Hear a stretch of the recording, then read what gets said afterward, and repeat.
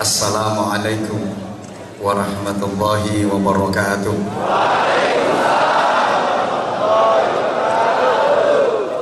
Bismillahirrahmanirrahim. Alhamdulillahilladzi ja'alana minal ladzina yastami'una al-qawla fayattabi'una ahsanah. Ittabi'u man la yas'alukum ajran wa hum muhtadun. Asyhadu an la ilaha illallah wahdahu la syarika lah wa asyhadu anna Muhammadan abduhu wa rasuluhu la nabiyya ba'dah. Allahumma shalli wa sallim wa barik ala sayyidina wa maulana wa syafi'ina wa uswatina wa qudwatina wa habibina wa qurrati a'yunina Muhammadin sallallahu alaihi wasallam sahib syafa'ah wa ala alihi wa ashabihi wa man tabi'a rusydah. Subhanaka la ilma lana illa ma 'allamtana innaka antal alimul hakim. Rabbi shrah li sadri wa yassir li amri wahlul 'uqdatam min lisani yafqahu qawli waj'al li waziran min ahli. Rabbana atina min ladunka rahmah wa hayyi' lana min amrina rasyada.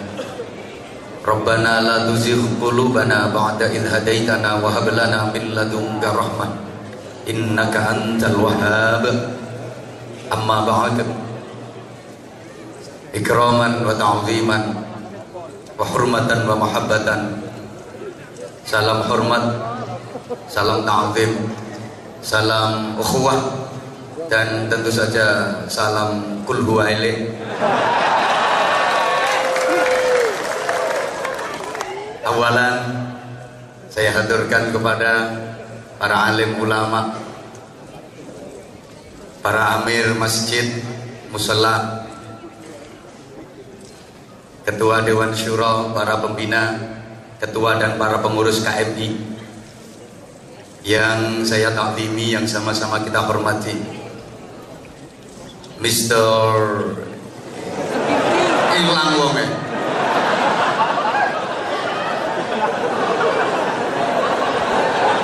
Keras itu.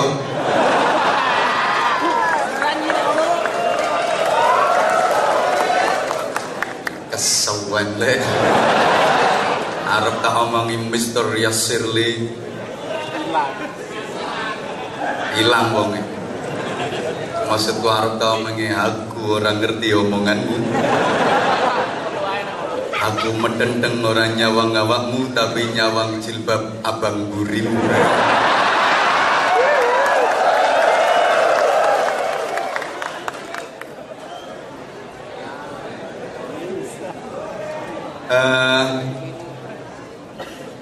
Para pejabat KBRI yang berkenan hadir, yang sangat saya hormati, sahabat-sahabat Banser yang saya cintai, yang saya banggakan, para ikhwan, para akhwat fillah yang saya cintai, yang saya hormati, rahimakumullah.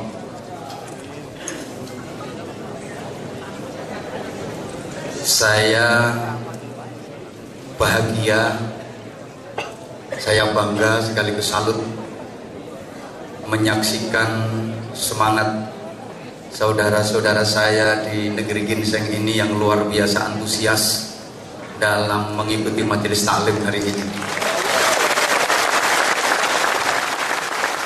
Subhanallah walhamdulillah wala ilaha illallah wallahu akbar. Tapi pertama saya terasa gimana gitu oleh MC Master of Ceremonial tadi. Saya dipanggil Al-Mukarram Kiai Haji. Jujur ketika dipanggil Kiai itu terasa bendol das saya. Saya merasa sangat tidak layak dan belum pantas untuk dipanggil Kiai. Karena panggilan Kiai itu untuk orang-orang yang betul-betul paham dan mengetahui berbagai macam disiplin ilmu agama. Sedangkan Anwar Zahid Al-Fakir Al-Dhaif gak iso ngaji. Lagian kata orang-orang yang pantas disebut kiai itu kalau istrinya 2. Kalau istrinya cuman 1 tuh ya ustadz gitu aja. Kalau istrinya 2 baru kiai. Kalau istrinya 3 syekh. Maksudnya syekh puji. Nah itu kan istrinya 3. Bojone saya cap cilik. Emang Syekh Puji itu pinter. Kalau pilih istri itu yang masih tembean-tembean itu. Kata orang-orang gitu. Kalau istrinya 4, nah itu kanjeng. Maksudnya kanjeng doso. Kalau istri lebih dari 4 baru dipanggil eyang. Iya. Eyang subur. Itu istrinya sampai 8. Dadi kabeh. Embuh, dia itu ikut imam siapa kurang tahu. Istri 8 masih jadi semua. Imam Maliki nggak boleh, Imam Hambali nggak boleh, Imam Hanafi nggak boleh, Imam Syafi'i nggak boleh, Imam Samudra wis mati. Makanya kasihan sampai guru bibine gempong untuk nentek. Kebanyakan istri. Saya pernah ditanya sama orang kenapa yang subur pipinya kempong untuk nentek, tak jawab kakean mentil.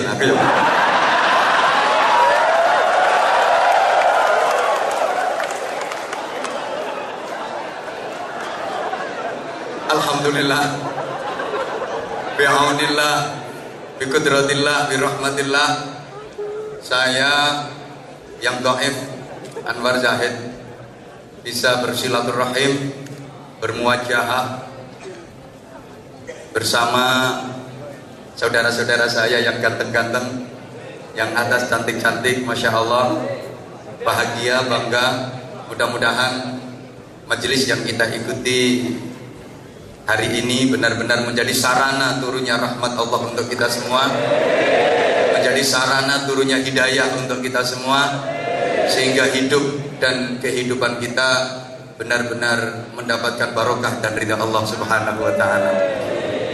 Hadirin hadirat, ikhwatal iman, jamaah sekalian yang saya cintai, yang saya hormati, rahimakumullah. Sebagaimana tema yang tertera dalam rangka milad Musholla Al-Iman Yongcheon, kok bener muka kok tulisannya mono. Pererat ukhuwah Islamiyah, tebarkan dakwah, sukseskan pembangunan Masjid Agung Daegu dan Kulhuwaile Keswen. Yang pertama, ukhuwah Islamiyah itu sebenarnya hanya merupakan istilah yang berlaku di tengah-tengah masyarakat dan memang diciptakan seperti itu. Ukhuwah itu artinya persaudaraan. Kalau ikhwah artinya saudara.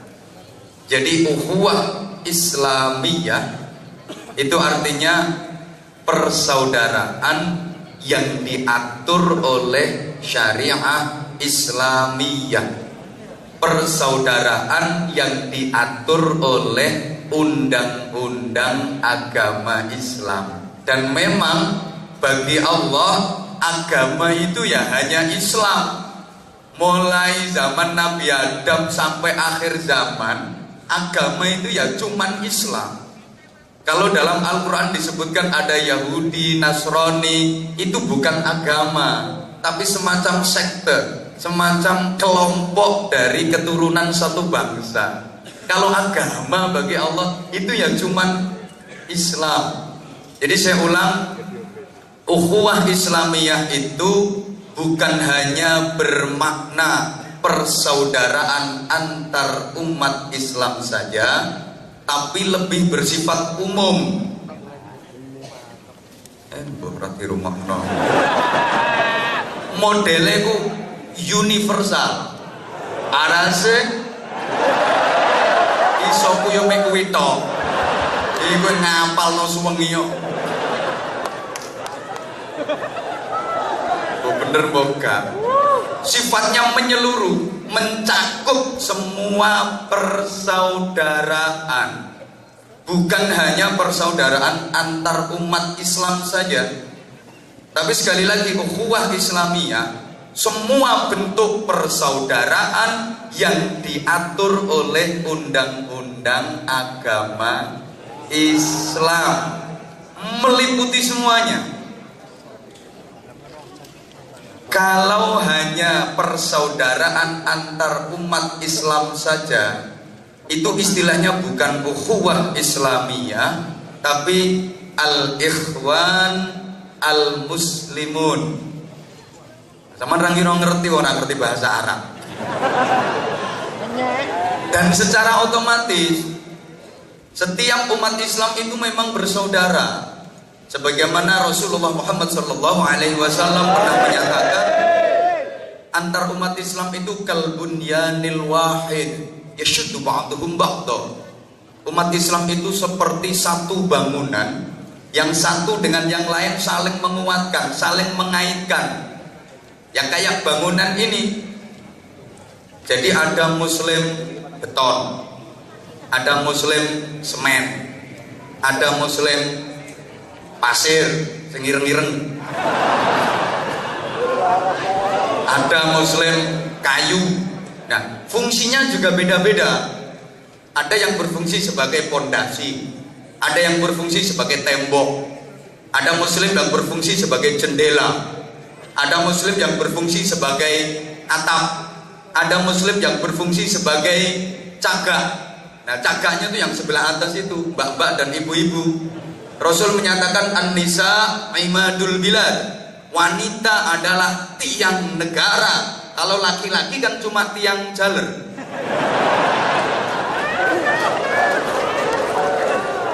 Jadi kalau Islam sudah menyebut dan mengatur ukhuwah Islamiyah, persaudaraan yang diatur oleh undang-undang agama Islam, maka sebenarnya gak perlu ada istilah ukhuwah-ukhuwah yang lain. Sudah tercakup semua. Kan sekarang ini jenengan semuanya sering dengar ada istilah ukhuwah Islamiyah, ukhuwah basyariyah, ukhuwah insaniyah, ukhuwah watoniyah. Nanti kalau diteruskan lama-lama ada istilah ukhuwah tonggoniyah, persaudaraan antar tetangga. Kalau bukan tetangga berarti bukan saudara. Ada ukhuwah besaniyah, persaudaraan antar besan. Kalau nggak besan bukan saudara. Ada ukhuwah banseriyah. Kalau nggak banser berarti bukan saudara. Nanti ada ukhuwah gosipiyah, persaudaraan antar tukang gosip. Ada ukhuwah togheliyah, persaudaraan antar tukang penjudi tato itu. Iya, ada ukhuwah iya, macam-macam.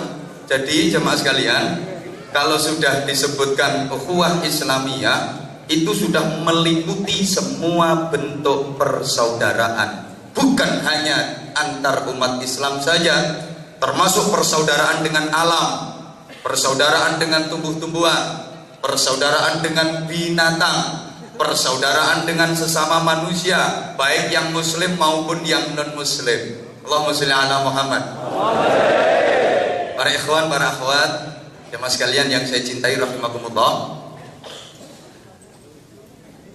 persaudaraan itu sebenarnya terbentuk karena adanya persamaan. Tolong diperhatikan kata-kata saya. Persaudaraan itu terbentuk pada dasarnya karena adanya persamaan. Karena terjadi persamaan, maka terjalinlah persaudaraan. Dan semakin banyak persamaan, maka akan semakin kuat persaudaraan. Arase Isoku yang kayak saya dengan Anda semua ini kan banyak persamaan, betul? Agamanya sama, Tuhannya sama. Yuk nyaut, agamanya, Tuhannya, nabinya, kitab sucinya, sholatnya, puasanya, makannya, minumnya, ngisingnya. Kita banyak persamaan. Ibadah kita sama. Maka kita saudara, persaudaraan kita kuat. Kenapa? Karena kita banyak persamaan. Oleh karena itu tolong, kalau ada sedikit perbedaan, gak usah dibikin ribut, jangan dibikin geger. Kan lebih banyak persamaannya daripada perbedaannya. Kadang-kadang gara-gara beda rokaat sholat tarawihnya terus ribut.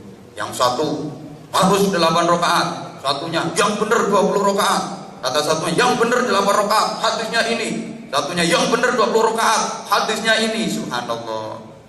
Jangan lihat perbedaannya, jangan lihat hitungan 8 dan 20-nya, tapi lihat sama-sama sholat tarawihnya. Tergantung bagaimana cara kita menyikapinya. Yang 20 rokaat, ketika imamnya 8 rokaat, begitu imam selesai dapat 8 rokaat bubar, tambahi dewe, apa susahnya sih kari nambahi rolas. Demikian pula yang 8 rokaat, ketika bermakmum kepada imam yang tarawihnya 20 rokaat, begitu imam dapat 8, minggato bro, selesai kan persoalannya. Dulu ribut gara-gara beda, satu pakai kunut, satu nggak pakai kunut dalam sholat subuh, ribut dan karu-karuan. Harus pakai kunut karena itu sunnah akad, satunya nggak boleh kunut karena itu bid'ah, ribut dan karu-karuan. Alhamdulillah sekarang udah nggak lagi ribut karena udah sama-sama nggak sholat subuhnya.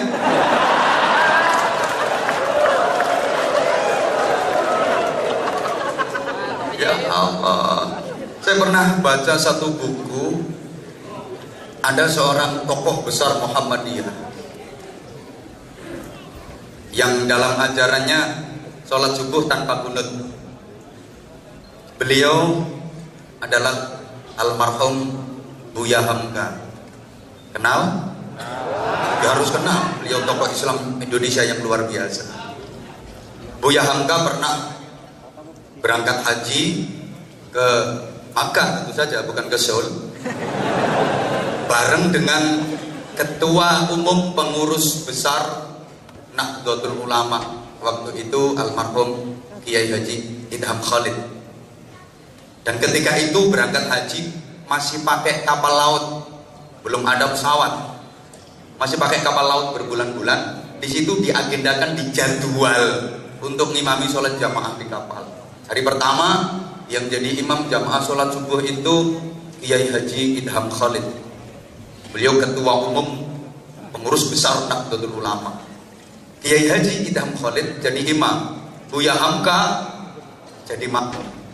Kiai Haji Idham Khalid ngimami sholat subuh itu nggak pakai kunut. Selesai sholat diprotes sama santrinya, Yai tadi sholat subuh kok nggak pakai kunut? Ya nggak pakai sujud sahwi, emang sengaja nggak kunut. Kalau niatnya mau kunut ternyata kok lupa sujud sahwi. Ini yang nggak pakai sujud sahwi, emang sudah niat nggak pakai kunut. Diprotes sama santrinya, kok nggak pakai kunut tadi sholat subuhnya? Apa jawab beliau? Di belakangku ada yang jadi makmum lebih tua dari aku. Beliau Kiai Haji Buya Hamka. Beliau nggak pakai kunut. Maka aku sholat subuh saat ini nggak pakai kunut, yo sesuk kayak kunut. Sekarang pray dulu lah, menghargai orang yang lebih tua yang ada di belakang. Hari kedua yang jadi imam Buya Hamka. Buya Hamka itu tokoh besar Muhammadiyah, ngimami sholat subuh pakai kunut. Makanya sekali-kali Muhammadiyah itu kalau subuh ya pakai kunut. Ini makmumnya bingung, ini yang Muhammadiyah. Kata si makmum yang Muhammadiyah, katanya nggak boleh kunut. Itu imam, itu tokoh kita, pemimpin kita kok pakai kunut. Bingung ini, akhirnya yuk kunut seperempat. Coba bayangkan betapa beliau-beliau yang ilmunya luar biasa mengesampingkan hal-hal yang sepele kayak gitu. Lah sing ilmune ceketer-ceketer koyo ngene. Kroco-kroco koyo ngene iki perkara ngono dienggo debat lho, Bro. Subhanallah, kadang-kadang soal lebaran aja ribet. Satu hari Rebo, satunya Kamis. Yang Rebo merasa yang bener itu Rebo. Ini sekarang sudah Lebaran kok masih puasa, itu gimana? Haram. Dari sing Kemis, yang bener yang Kemis. Ini masih puasa kok. Udah apa? Kata yang Rebo, ini udah Lebaran kok masih puasa, haram. Kata yang Kemis, wong ini masih Ramadan kok udah Lebaran. Subhanallah, ribet. Akhirnya pemerintah memutuskan Kemis. Aku ditanya sama orang, ini gimana? Saya kalau ikut hari raya Kemis ikut pemerintah gimana? Tak jawab, nah itu riyo negeri aku yang ngomong. Kalau saya Lebarannya Rebo, swasta. Nggak ikut pemerintah. Itu masih ada yang nanya, gimana kalau saya Lebarannya Rebo tapi sholat idnya ikut Kemis? Nah, itu namanya swasta bersubsidi. Ya karena pemerintah bingung menentukan Lebaran. Ya mungkin nunggu kalau aku jadi Menteri Agama. Tak putusi sing jelas, nggak usah kul huwaile kesuwen ngono. Apa bingung Rebo Kemis dalilnya ini langsung palune tak tutup dok keputusan puasa diulang dari awal. Beres. Ayo pekok kabeh yo ben. Ora usah ribut-ributan. Yang kedua, untuk sidang isbat tahun depan biar gak ribet, yang ikut musyawarah sidang khusus wanita, laki-laki gak boleh ikut, bikin bingung. Kenapa? Karena yang paling paham dan tahu persis kapan datangnya bulan itu hanya wanita.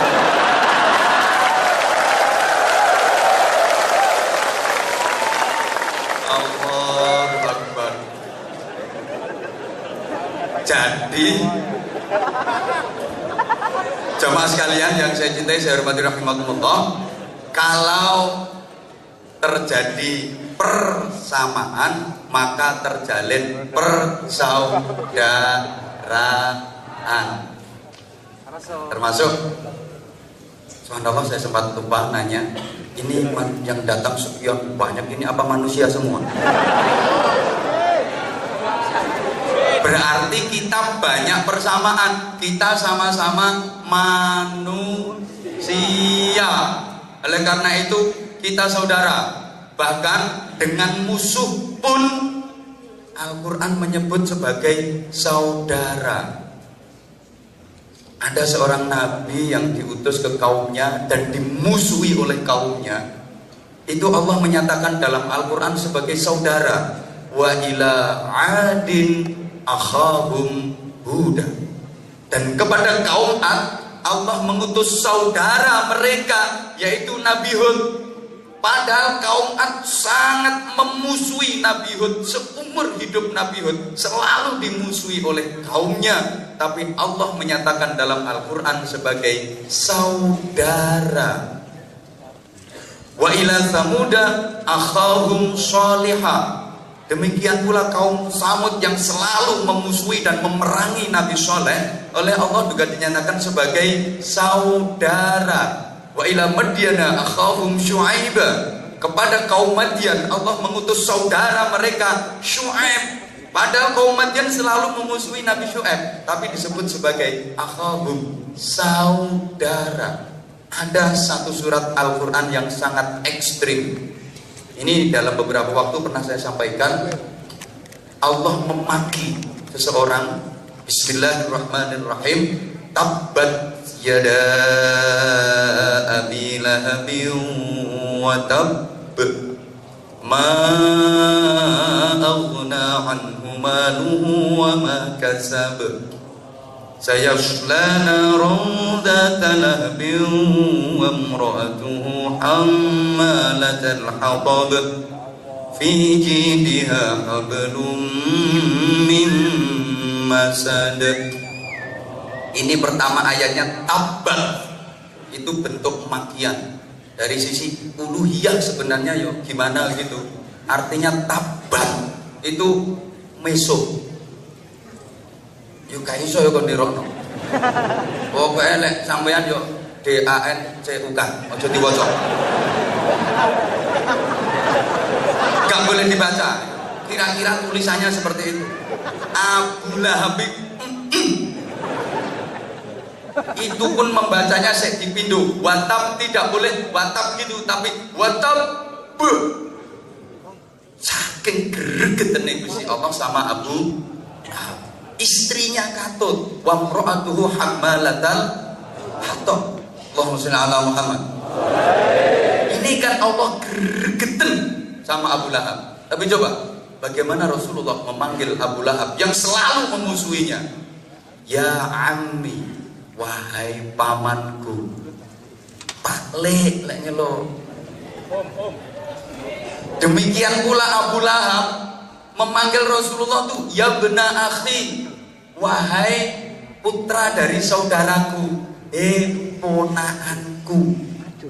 Makanya kalau terjadi sesuatu perbedaan gak cocok dengan family, dengan tetangga, dengan temen, jangan bermusuhan. Beda pendapat boleh, beda prinsip boleh, persaudaraan harus terus meskipun gak cocok. Karena kalau memutus persaudaraan dilaknat sama Allah. Yang qutullah qati'a rahimin walau mata jawfal Ka'bah. Nabi menyatakan Allah melaknat orang yang memutus tali persaudaraan meskipun dia matinya di dalam Ka'bah.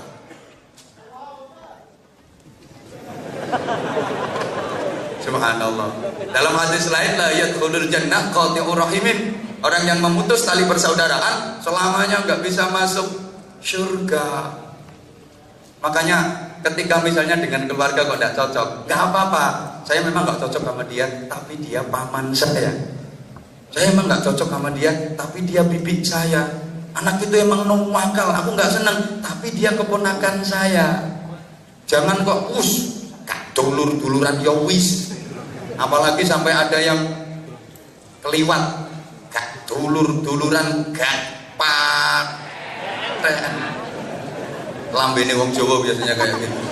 Orang Abu Lahab saja yang bencinya kepada Rasulullah luar biasa, manggilnya masih ya benar akhi, keponakanku. Maka kalau ada nggak cocok sama teman, nggak cocok sama keluarga, nggak cocok sama tetangga kok gak tonggo-tonggoan, gak konco-koncoan, gak paten, berarti dia lebih jahat daripada Abu Lahab.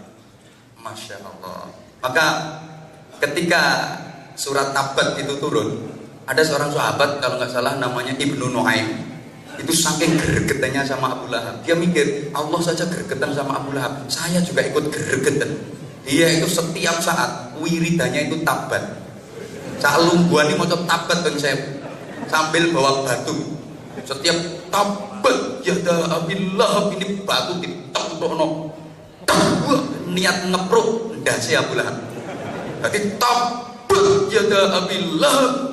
Begitu sampai istrinya Abu Lahab, wamro'atu, ini batunya dikerepes-kerepes, diunyet-unyet, niat ngerepes apa nih?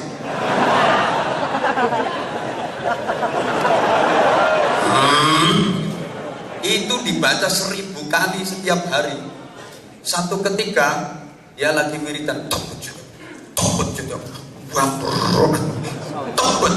wamro'atu, ini gak pur-pur klotak enggak? Enggak watu tapi konangan Rasulullah mikir mahadar rajul. Bahasa Arab itu kalau pakai pertanyaan ma itu ada unsur heran. Bohong ini wiridan gak la ilaha illallah, gak subhanallah, gak Allahu akbar, gak la haula wala quwata illa billah. Wiridan tobat. Akhirnya ditanya sama Nabi, bro, Anda itu kok aneh banget. Pikir gak pakai la ilaha illallah, gak pakai subhanallah, gak pakai alhamdulillah, gak pakai la haula wala quwata illa billah, kok pakai tabat itu apa maksud kamu? Yang jawab, saya itu gregetan sama Abu Lahab, selalu memusuhimu ya Rasulullah. Maka saya pikirkan kayak gini biar semakin celaka itu Abu Lahab. Apa kata Nabi? Anda dari man gua. Tahukah Anda siapa Abu Lahab itu? Wallahi ma adri ya Rasulullah. Demi Allah saya nggak tahu siapa dia ya Rasulullah. Huwa ammi Abu Lahab ngono pakleku. Lah kok mbok isui? Lah kuwe lo mindoanku ae ora. Lah dia itu paklekku, pamanku kok kamu misui. Kamu boleh baca tabat, tapi jangan bertujuan untuk ikut-ikut memisui paklekku. Biar itu urusannya dengan Allah. Apa urusannya dengan kamu? Mulai saat itu sahabat nggak pernah baca surat tabat kecuali tadarusan. Wes gak berani lagi baca surat tabat.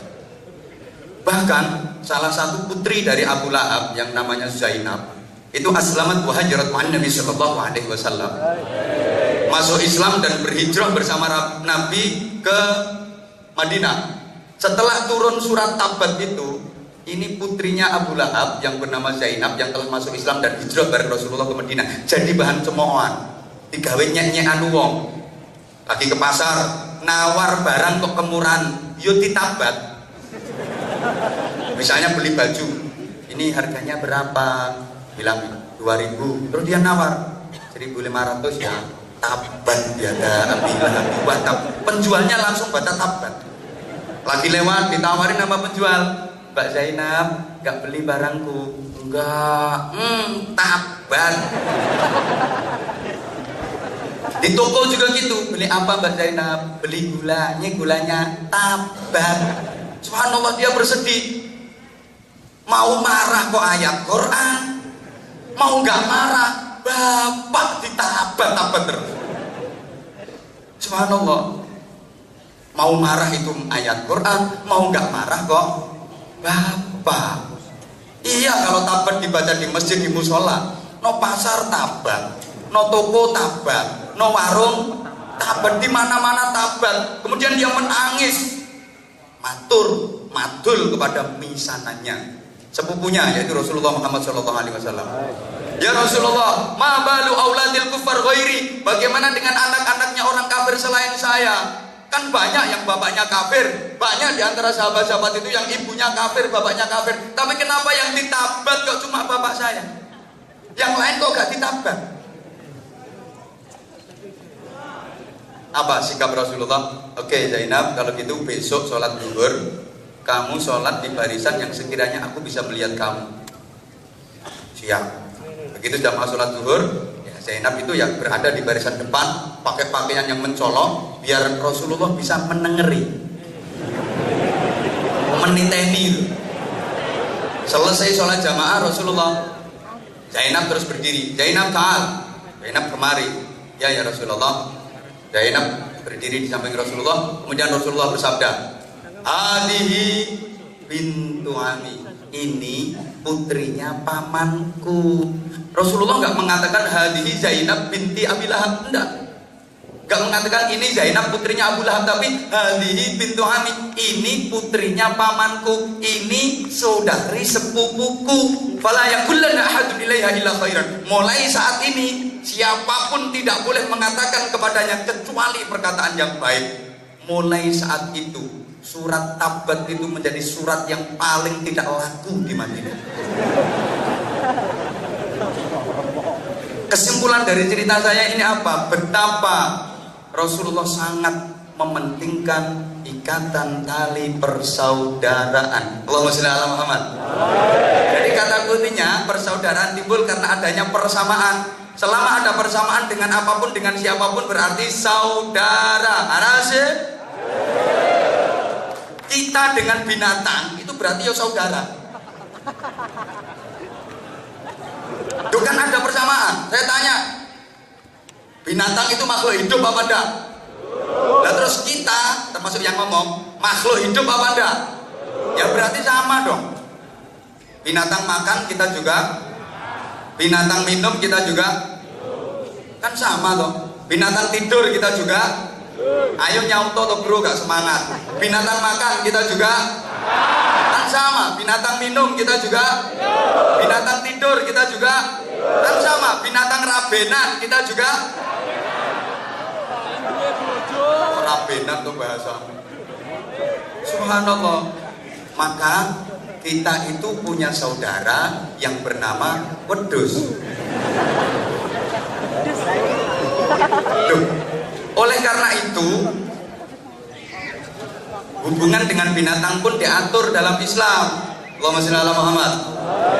Ar-rifqu bil hayawan wajibun.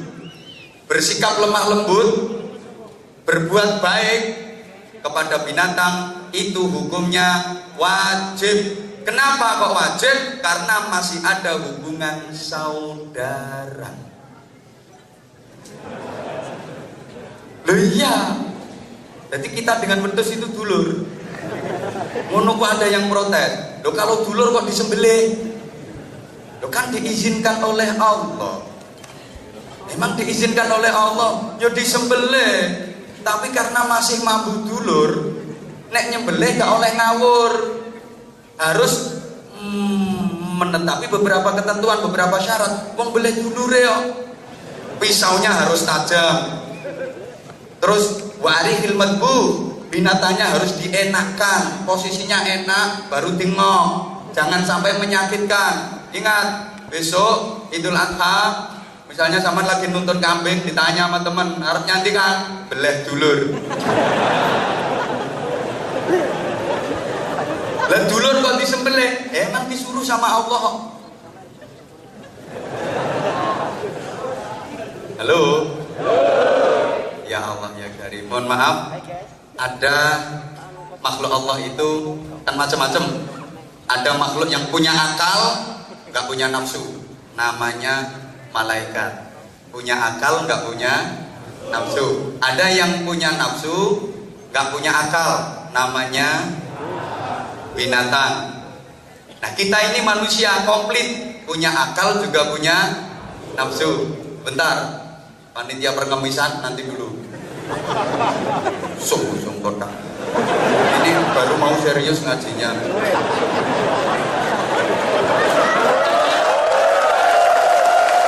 Dan nanti ada waktunya sendiri.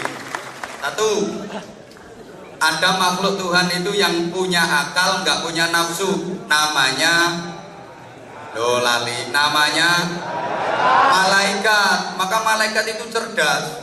Kalau nggak cerdas gimana, Bang? Akalnya itu untuk menampung firman. Sehingga malaikat itu hanya punya akal tapi nggak punya nafsu.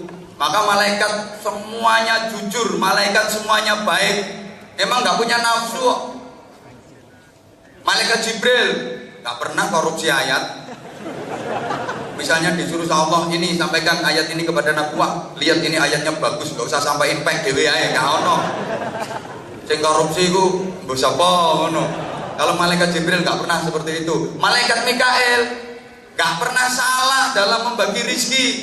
Rizki untuk sampean nggak mungkin salah ke ini Amir Musola. Demikian pula rizkinya Amir Musola nggak mungkin keliru jatuh ke sampean. Malaikat Mikael nggak pernah salah.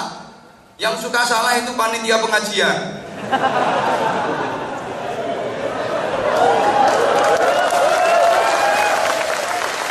Aku tahu soalnya. Bareng tekan omah keliru grup sadro.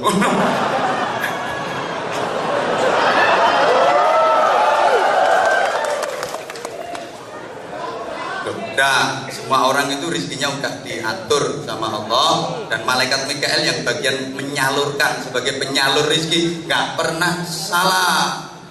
Wis ono jatahe dhewe-dhewe. Setiap orang ada jatah rizki masing-masing. Kerja itu hanya bagian dari ikhtiar. Jangan dipikir kalau kerjanya keras pasti rizkinya banyak. Belum tentu. Wong loro nemen nih lho. Loro nemen wis gak iso apa-apa karena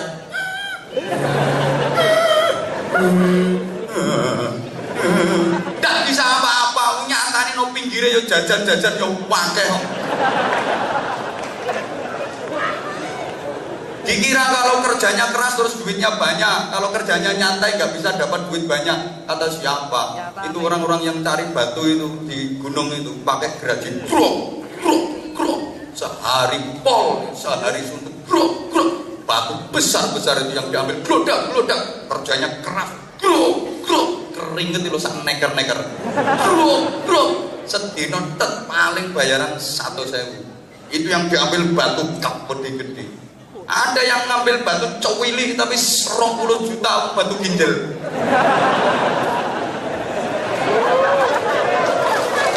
Batu ginjal wes.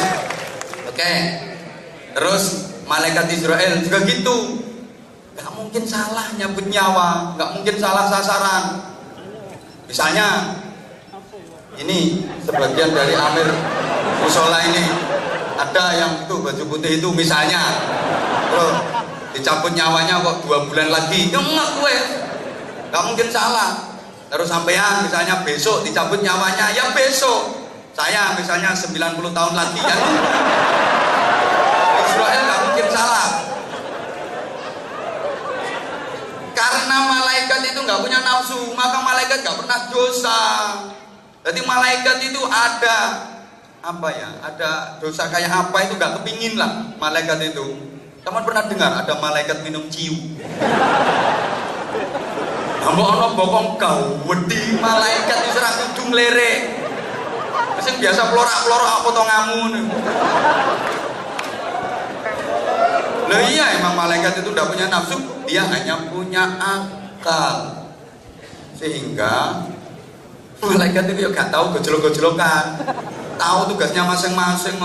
Misalnya malaikat Jibril lagi lewat, tahu malaikat Israfil yang tugasnya niup trompet itu. Jibril yang gak pernah gojloki, fel. Arab tahun baruan kok nggo trompet. Udah. Gue emang gak punya nafsu, hanya punya akal. Saya tanya, tolong dijawab. Halo. Aku takut jawab ya. Saman seneng di kenal wong, ambek kenal malaikat nu seneng di. Hah? Seneng kenal wong. Wong karo malaikat lebih mulia wong, lebih mulia manusia daripada malaikat. Malaikat pantes gak pernah dosa. Emang gak dikasih nafsu. Gak duwe birahi, gak duwe nafsu. Ketok wong udong mulus-mulus putih. Kebelah seorang ngiler. Enggak duwe nafsu. Balik sampai aneh urut cewek Korea sing sak mene-mene. Masale ngadeg ke malah ngene.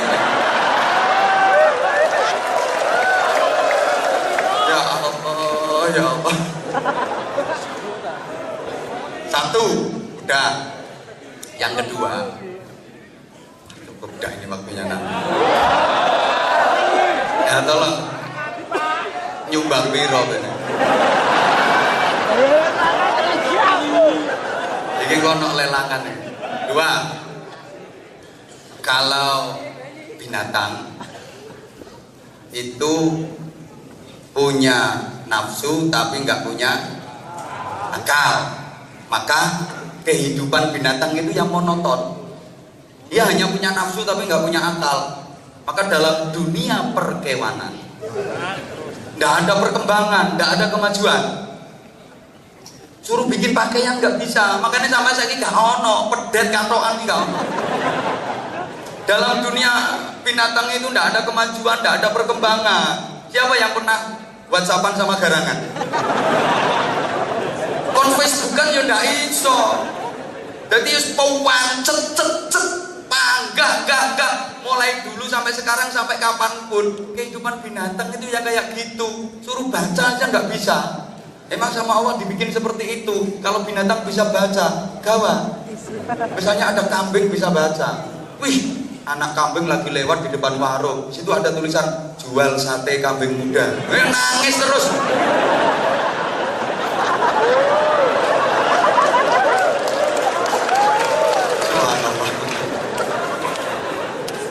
Jadi karena binatang itu nggak punya akal, yang monoton. Halo. Makanannya ya mulai dulu sampai kapanpun ya itu aja. Kayak jaran, sapi, wedhus. Itu panganannya ya suket mentan. Sampai kapanpun ya suket mentan. Nah, karena dia nggak punya akal. Yang kok gak berpikir sekali-kali gawe sop damen.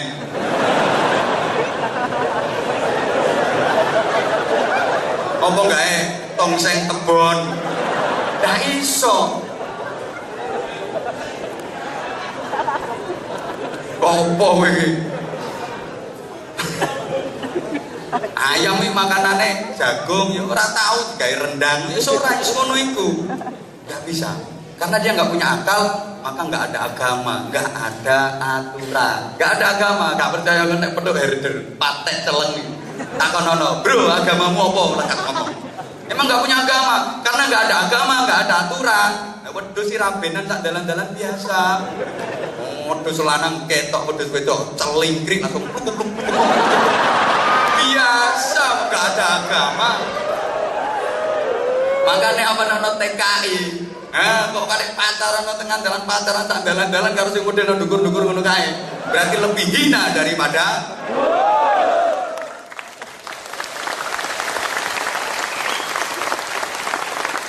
para wedhus-wedhus sekalian yang saya hormati. Subhanallah. Lah namanya wedhus gak punya akal loh. Dia kencing sak dalan-dalan biasa, gak ada agama, gak ada aturan. Ngoyo tur. Mari wis gak ada cewek. Ngono kadang-kadang ditiru karo wong. Ngoyo yo tur tanpa cewek. Ceweknya pakai obat, maksudnya obat tabir.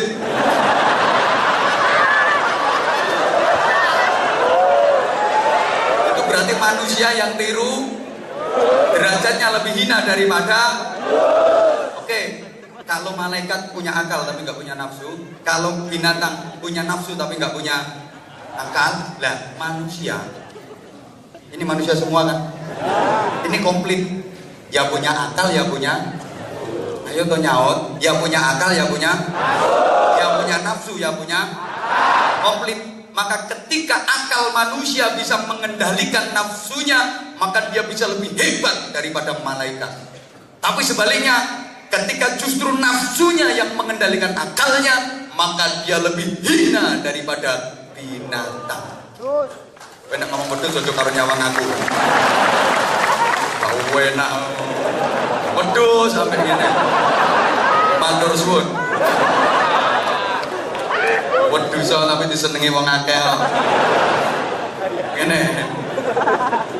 Subhanallah. Oke, wis mulai rame iki. Maksudnya materi ini. Tapi dilungkas tarian infak. Apa sing saya suwi? Loh, apa minggat ya orang isi?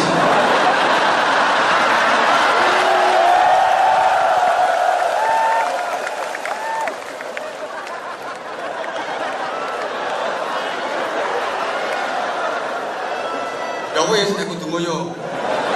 Tapi cewek lho ya. Kok pas gak cewek kok. Lagi berarti kayak contoh dipraktekno. Aja rame-rame sana sing dukur iku. Wis, iku bisa. Dan kalau akal manusia bisa mengendalikan nafsunya, maka manusia bisa lebih hebat daripada malaikat. Kenapa? Karena akalnya divariasi dengan keindahan nafsunya. Nafsu itu bisa jadi indah kalau dimodifikasi oleh otak, oleh akal. Malaikat itu cuma punya akal, nggak punya nafsu. Jadi monoton juga. Malaikat itu kalau zikir, kalau baca Quran, kalau tasbih, kalau sholawat, ya gitu-gitu aja. Terus pancet, datar, tanpa lagu, tanpa nada. Semua sama. Bahkan malaikat yang ditugasi untuk sujud, ya mulai diciptakan sampai akhir zaman ya sujud toh. Suruh rukuk nggak bisa itu malaikat. Bisanya cuma sujud toh. Tak iso. Kon koyo sampean iso entul-entul jadi tuli-tuli gobek-gobek ora iso. Jadi malaikat juga heran itu kok bisa entul-entul jadi tuli-tuli gobek-gobek. Lah saya kok hanya nyosor terus. Ya emang dia nggak bisa, bisanya cuma sujud itu toh. Malaikat yang tugasnya zikir ya zikir dan zikirnya seragam, sama kayak gitu semua. Kalau kita kan enggak, karena akal kita divariasi dengan keindahan nafsu. Bisa indah, pakai nada, pakai lagu. Coba, kalau malaikat semuanya sama kok zikirnya. Kalau kita enggak, adzan Mekah sama adzan Jawa, sama apa beda? Beda. Adzan Mekah kan enak, sing Allahu Akbar, Allahu Akbar. Coba ada tempat Jawa. Ponorogo, Allahu Akbar.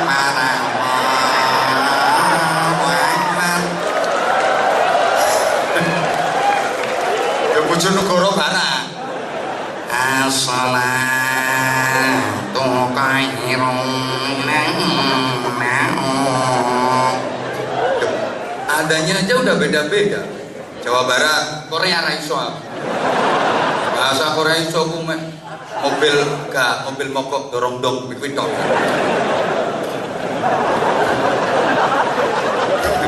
Liyane gak iso.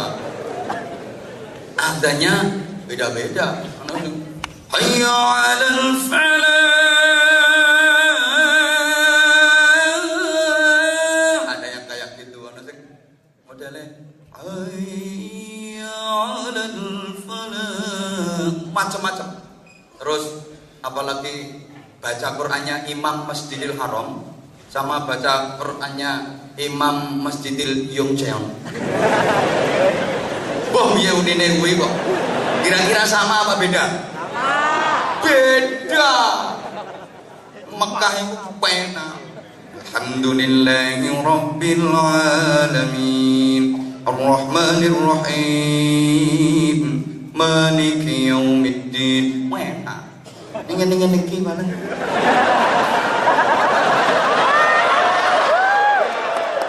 Ayo manggelo tak dukno pisan. Nek di loke ngene iki merupakan spirit motivasi. Aku kudu enak saiki ngaji. Semangat.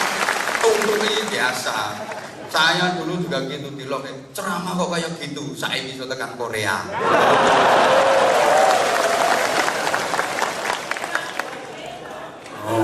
Rumangsamu ora penak. Yo penak. Rumangsamu dinyek yo ora penak. Yo penak. Kuwi nek atimu waras. Nek dinyek kok atimu lara berarti atimu bosok. Ngono. Halo. Baca Qur'annya beda. Zikirnya juga beda. Beda-beda kalau kita emang akal kita dihias dengan keindahan nafsu. Zikir aja beda-beda. Sama-sama la ilaha illallah itu beda-beda. Kalau untuk takbiran nih kok Allahu Akbar, Allahu Akbar, Allahu Akbar, la ilaha illallah kayak gitu. Tapi kalau untuk tahlilan beda lagi. Illallah, la ilaha illallah, kan sama-sama la ilaha illallah. Tahlil aja beda-beda. Kalau tahlilnya wong sugih yo berkat gede yo la ilaha illallah, la ilaha illallah, la ilaha illallah. Ane wong gak duwe berkat kepengen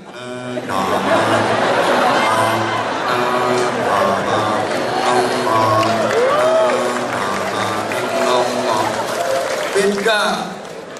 Ono maneh sing modele la ilaha illallah, la ilaha illallah, la ilaha illallah, Muhammadur Rasulullah, la ilaha illallah, la ilaha illallah. Sono sambutane. Mari sama-sama jenazahnya almarhum Mbah Suripto kita antar ke makbarah. La ilaha illallah, la ilaha illallah. Zikirnya beda-beda, sama-sama la ilaha illallah, lagunya seje-seje, sholawatnya beda-beda. Ini manusia. Indonesia luar biasa, banyak grup-grup sholawat, fan-fan sholawat luar biasa. Sewenang aku bangga dengan Indonesia.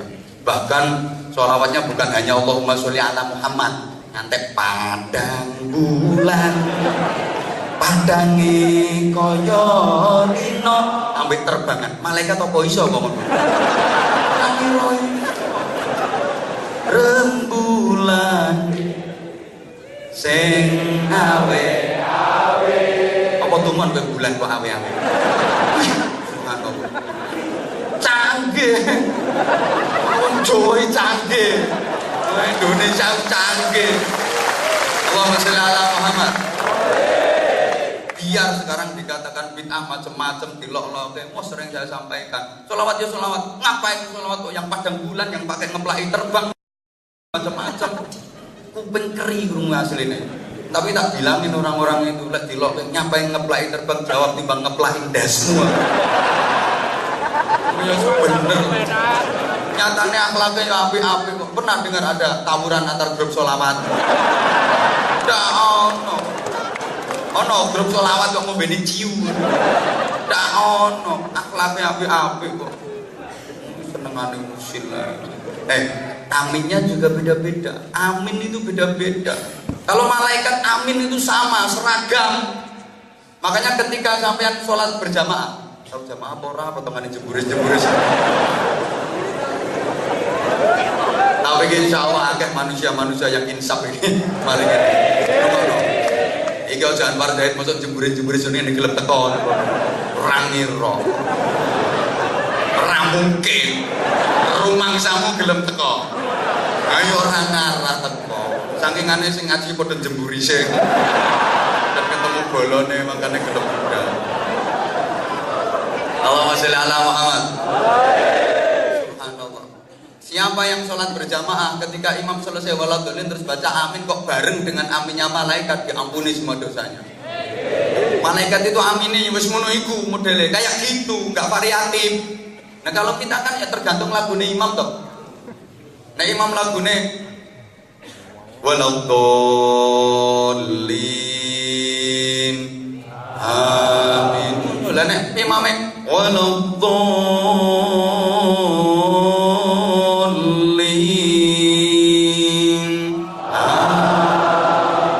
malaikat ra ngira iso ngomong. Kadang-kadang ngono amin amin amin. Nek bocah cilik-cilik sing asem. Perkara imame kesuwen. Sama-sama amin itu mengamini doa itu lagunya juga beda-beda. Kalau doanya mantep kayak Ustadz siapa tadi? Itu ya amin amin amin amin ya Allah amin. Adek dongane singkat. Coba dongane ketahuan. Seorang ngerti karepe ndo mesak. Kaitane amin. Amin. Amin. Mantep. Suwe-suwe mudah mudut tangan. Amin. Amin. Nah, lama-lama gak kuat nyonggot tangan tumpangna dhuwur pupu ambek itu.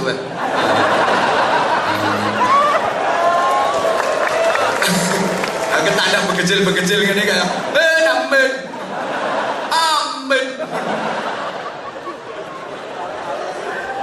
Aminnya aja beda-beda.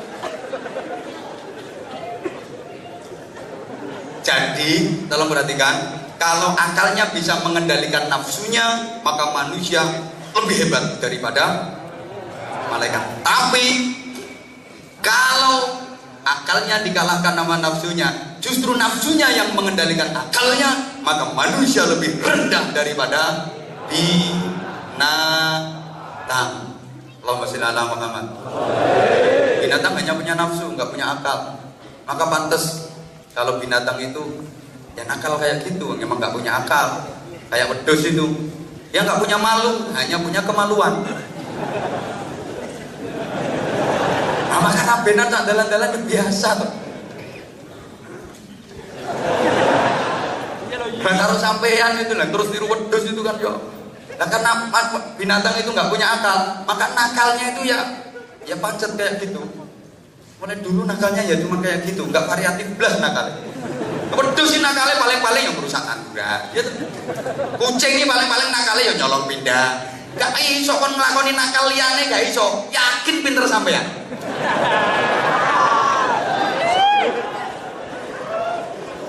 Tikus sih nakalnya ya wis merusak pari. Ngono iku. Tidak variatif sama sekali, nakalnya ya cuman seperti itu. Cuman pernah dengar ada kambing jadi tersangka, kucing terus ditangkap KPK. Dah ono. Cuman pernah dengar, woi, ono wedhus nyolong sepeda motor. Ono, sing nyolong kuwi koncone. Iya, wedhus gak tau nyolong. Sehingga ketika manusia akalnya sudah dikuasai oleh nafsunya, nilainya lebih rendah daripada binatang. Larang kewane. Aku kan pernah nyampein, wong gendeng ambek sapi gendeng larang nih. Larang sapi gendeng. Sapi gendeng muncul di koyo anak. Ayo sapa iso ngenekno? Godak-godakan. Seletik sapi rapopo tangi maneh godak kenek ngepek. Jajal palikmu sing gendeng muncul. Atau nggih pengumuman kon ngepek wong sak kathok-kathok kene ono sing aku. Gak kira arep. Nah, ngomong-ngomong soal binatang saudara kita itu.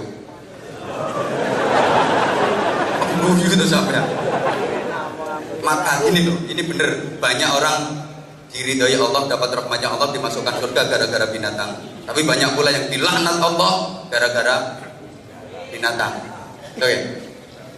Imam Ghazali, Muhammad bin Muhammad Al-Ghazali itu dapat ridhonya Allah gara-gara laler. Gara-gara lalat. Beliau lagi nulis kitab, zaman dulu itu kalau nulis kitab pakai tinta. Tinta itu bahasa Inggrisnya demangsi. Karo itu lagi nulis kan dulu pakai pena celupan terus nulis terus nulis. Itu ada lalat haus plek. Subhanallah. Ini lalat sut nyedot ini tinta diminum. Ini Imam Ghazali berhenti nulisnya, nunggu sampai lalat ini kenyang. Begitu lalat ini mabur pur mau nulis, koncoe teko plek melu pisan. Nyut. Imam Ghazali tidak mau ganggu ini lalat, padahal lagi nulis kitab loh ini. Biarkan kenyang dulu. Ya diem, bahkan nggak gerak, takut kalau gerak nanti lalatnya sungkan. Terus mabur. Apa ini haus, ini kenyang, mabur. Mau dicelupin, tekon nih koncone, pleng, suwengi lo nggak nulis. Perkara laler lo gentenan. Lo laler biasa, lo laler nggak biasa. Lo gara-gara welas sama laler itu.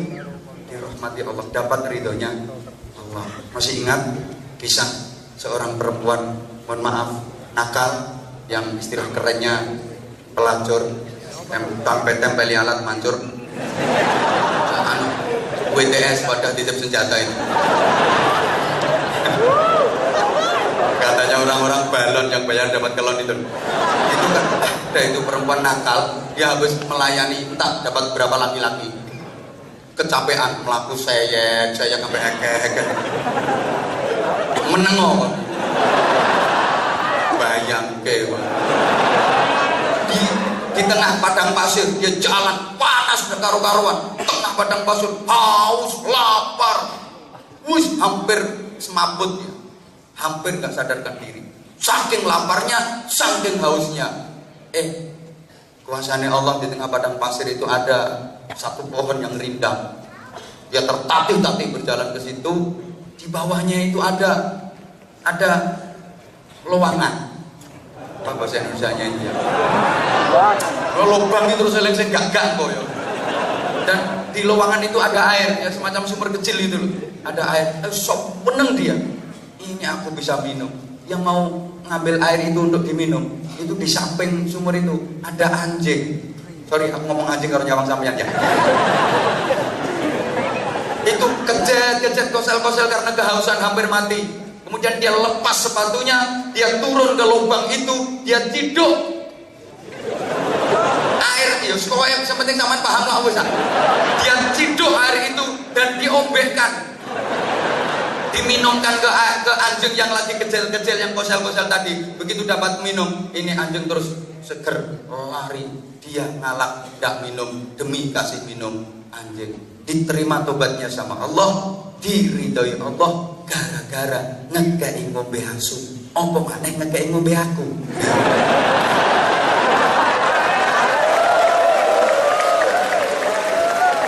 Alhamdulillah.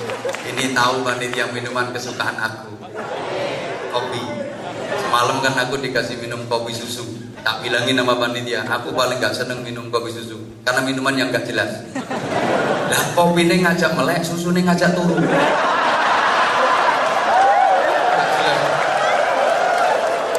Nah, kalau ini kan jelas memang ngajak melek. Bismillahirrahmanirrahim.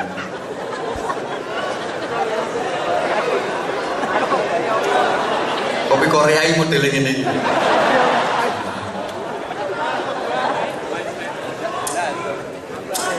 Oke. Jadi banyak orang yang dirahmati Allah, diridhai Allah karena binatang, gara-gara binatang. Allahumma sholli ala Muhammad. Sama sekalian rahimakumullah, zaman Bani Israel itu ada seorang ulama besar. Dia lagi jalan, dicopot semut kakinya, cedik, tersinggung. ulama dicokot semut, semut wani nyokot ulama. Dia tersinggung, semut asem ini. Semut itu berani-beraninya nyokot sikilnya ulama. Dia marah, akhirnya ambil pelepahnya kurma itu, bahasa Jepangnya debelara. Ambil yang kering terus dibakar itu. Omai semut itu dibakar. Dia langsung dapat teguran keras dari Allah. Kamu berbuat dolim. Kenapa ya Allah? Lawang yang gigit kamu cuman semut satu, semut sak kampung kok bakar semua itu. Sing nyokot ini semut siji, lho kok semut sak kampung kok obong kabeh. Yang kedua, yang berhak menghukum pakai api itu cuman aku, yang lain nggak boleh. Akhirnya dia gara-gara dolim sama semut itu dihukum Allah, suruh tobat sampai 3 bulan terus menerus baru diterima tobatnya.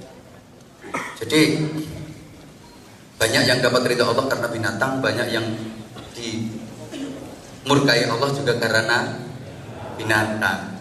Allahumma sholli ala Muhammad.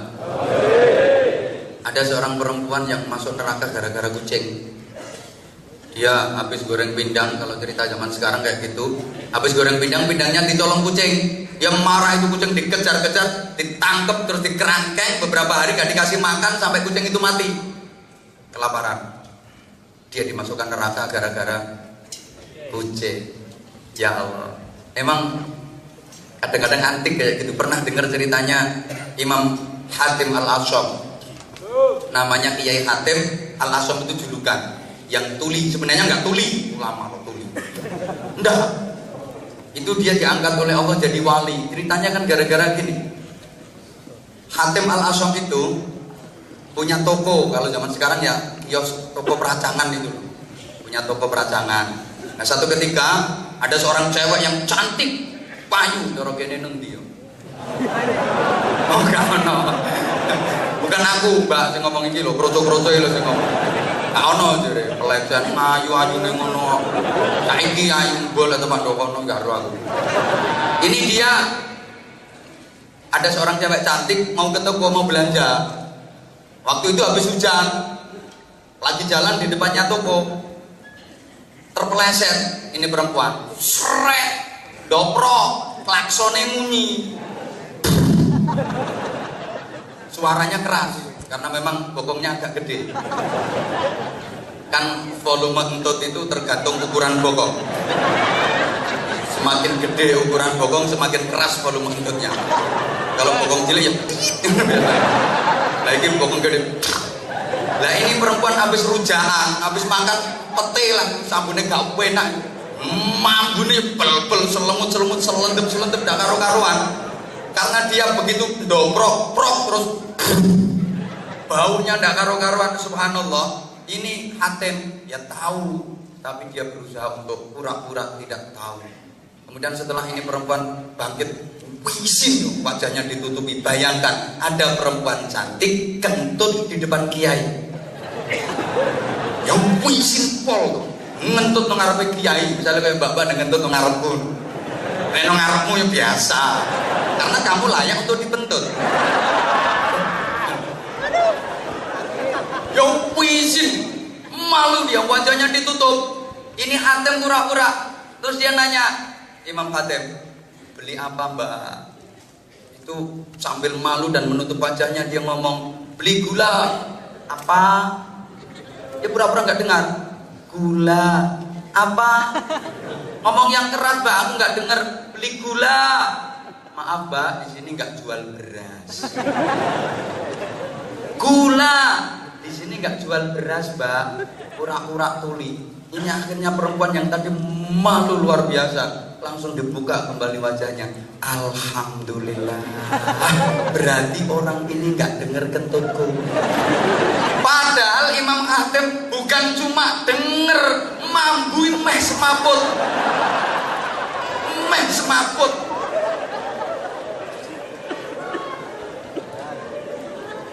Tapi karena dia menutup kemaluan, kok menutup kemaluan? Menutup rasa malu tuh cewek. Subhanallah.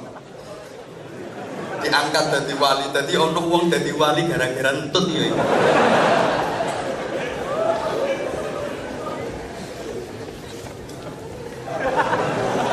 Modelmu kok gak percaya tuh. Lu ini serius iki. Guyumu gak enak apa.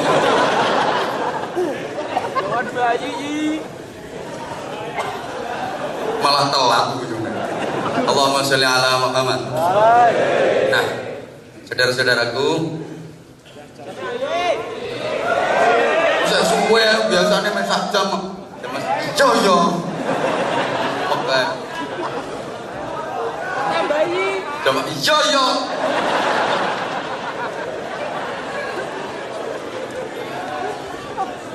Jamaah sekalian yang saya cintai, yang saya hormati rahimakumullah.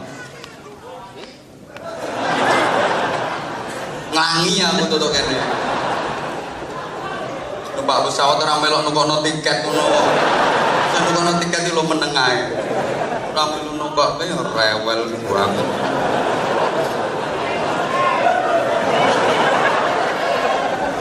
Malah mohon maaf banget ya. Termasuk saudara kita yang gak boleh kita lupakan. Ini saudara kita yang juga banyak persamaan dengan kita, gak boleh kita lupakan, yaitu setan.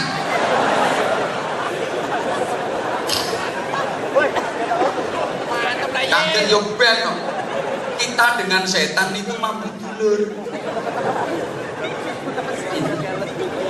Biasanya orang kalau digituin itu marah, malah seneng ya. Padahal dulurnya teman berarti.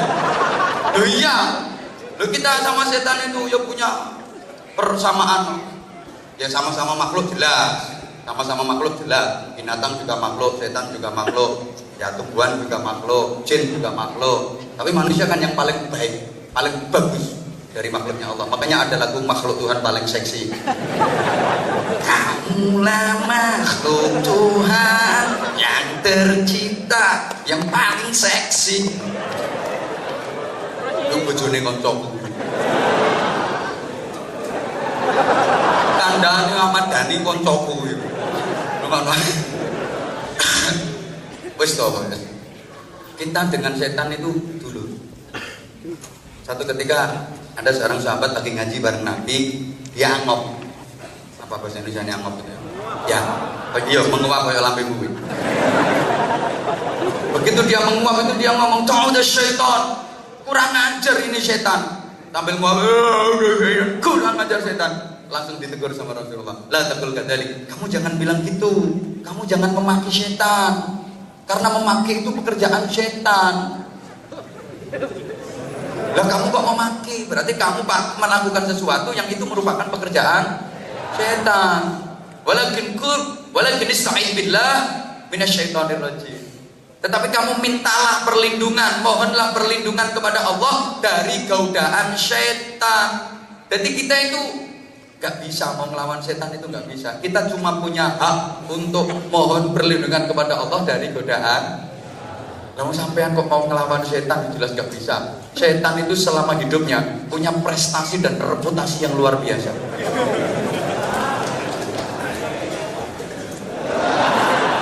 Gaya dulurmu situ ya. Prestasinya luar biasa, setan reputasinya luar biasa. Bayangkan, setan itu jadi kepala surga 500.000 tahun. Berarti pimpinan penduduk swarga 500.000 tahun. Jadi penasehatnya malaikat 500.000 tahun. Setan ini hafal swarga RT piro gang piro hafal. Lah sampean pojokane swarga enggak tahu weruh. Kok mau melawan setan? Enggak bisa. Bisanya kita itu minta perlindungan kepada Allah dari godaan. Setan itu sangat pengalaman dalam menggoda manusia. Manusia yang model kayak apa kan udah pernah digoda sama dia. Pengalaman banget. Dan setan itu punya lembaga-lembaga. Buyumu kok kayak gak percaya diomong-omong. Jadi dalam dunia persetanan itu banyak lembaga. Ada lembaga persombongan, ada lembaga pergosipan sebelah sana itu. Ya, yang nggak boleh marah lah ibu. Emang kayak gitu kok umumnya.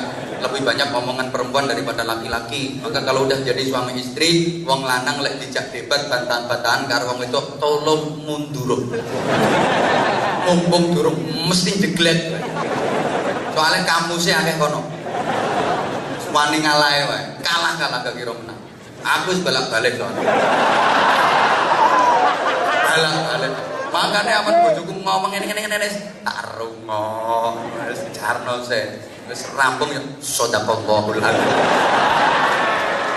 Memang bener Allah berkata seperti itu. Sedekahul adzim. Gombal jentit. Selesai urusannya. Direwangi malah dadi kok. Wong lanang cerdas ini. Mau wedok nek ngomong kata-kata gak kuat ngrungokke tinggal metu. Engko ya gak ono gerdu ae. Kalau ngono gerdu mek rokok jedal. Kira-kira rada suwe, oleh. Tekan omah kok wis deh. Sik durung kari titik metu meneh. Balik no gerdu neh. Ngono. Rada suwe balik mulai. Wis deh, wis katok. Ya wis. Ya Allah ya Karim, Masya Allah. Jadi ada lembaga pergosipan, ada lembaga peririan, ada lembaga perhasutan, ada lembaga perduitan. Setan yang bagian jaga dompet itu ada. Jadi nanti kalau ada panitia keliling itu ada. Setan yang bagian jaga dompet itu juga ada. Mau ngeluarin itu di stop sama setan.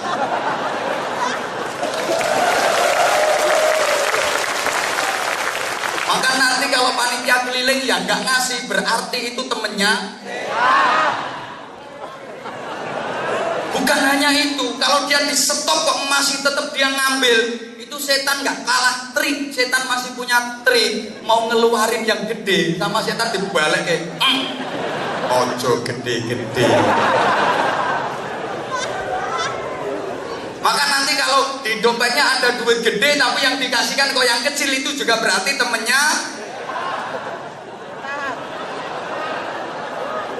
Maka biar gak kalah sama setan, berapapun yang ada di dompetmu ambil semua, lebok ke kabeh. Insya Allah mulihmu melaku.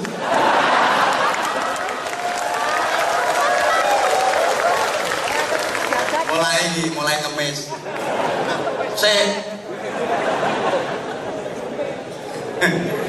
Ya Allah, setan itu kayak gitu. Aku tak ngerti. Ya wes. Allahumma sholli ala Muhammad. Setan ini macam-macam cara godanya. Kalau ada perempuan jalan, itu biar laki-laki tertarik. Setan ini punya cara. Ini aku terang non. Kalau dari belakang, laki-lakinya di belakang, itu sama setan. Mohon maaf ya, ini bokongnya perempuan didabuni. Makanya terus akhirnya melakukan bokongan kok. Karena didabuni sama setan itu. Jadi setan ini loro, yang satu dari sebelah kanan, yang satu dari sebelah kiri, sambil ngetutke, sing kono nyebul gini nyedot, kono nyebul gini nyedot. Setan ini ono telu kuaten. Ono kok al-mar'a idza aqbalat wa ma'aha syaitan, wa idza adbarat wa ma'aha syaitan. Kowe ora ngerti artine, makane tak terangno ngono ae. Wong aku sing maca yo ora ngerti artine yo. Lah kalau dari depan, setan itu kurang ajar.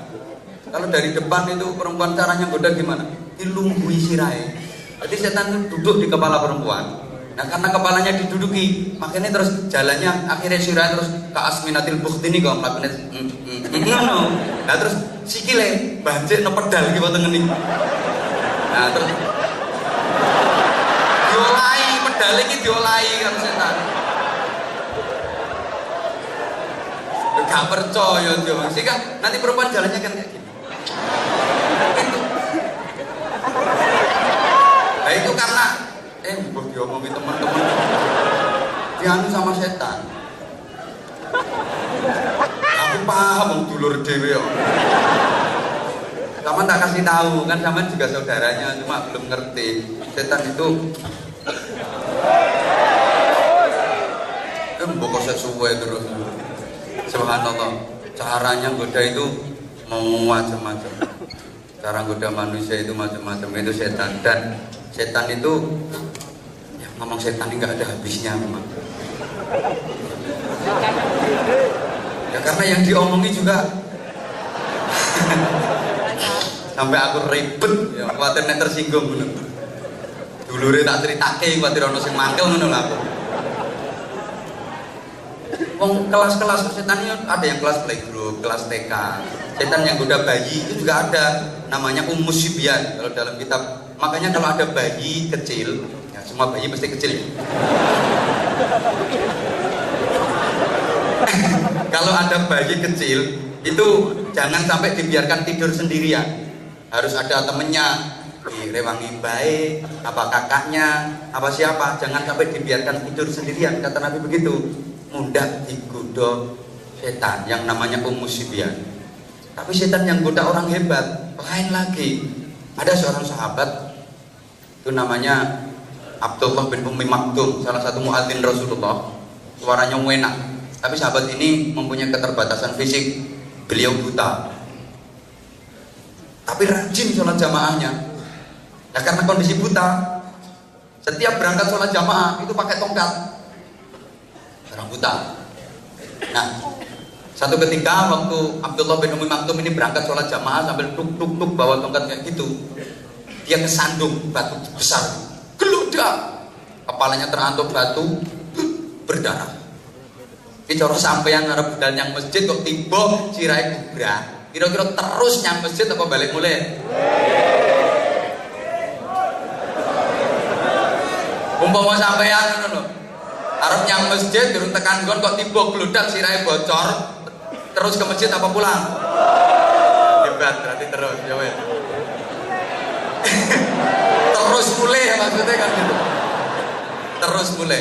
Ini Abdullah bin Ummi Maktum lanjutkan berangkat ke masjid, dia langsung ke jeding, nggak cari betadin, waktu itu belum ada betadin.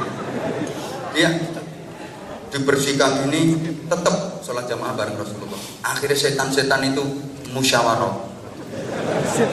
Ini gimana ini cara goda orang ini? Ya Allah.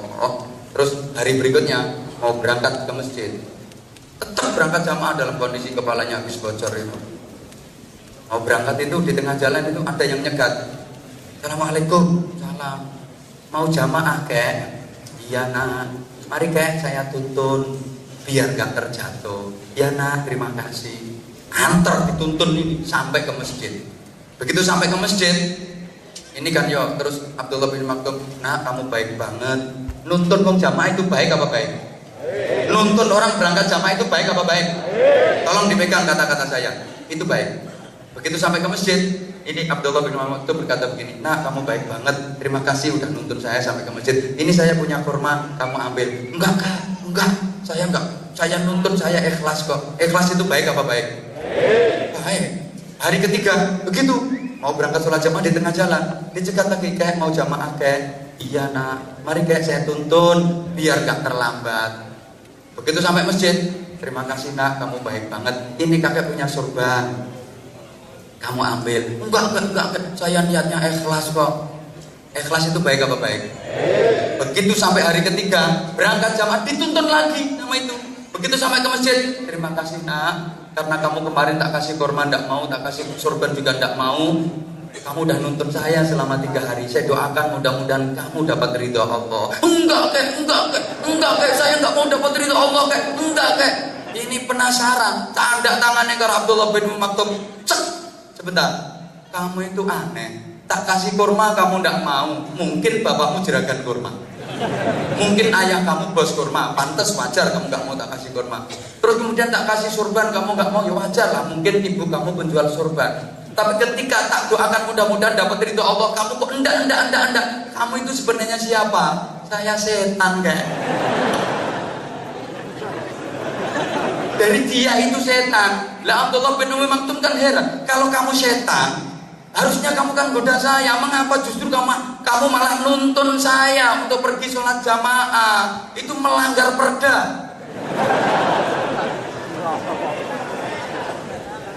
Oh kamu setan kok malah nuntun saya berangkat sholat jamaah? Apa jawab setan?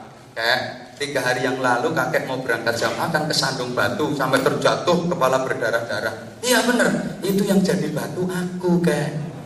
Aku memang sengaja jadi batu menghalangi jalan kakek biar kakek terjatuh, gelodak. Begitu terjatuh biar gak jadi berangkat sholat jamaah.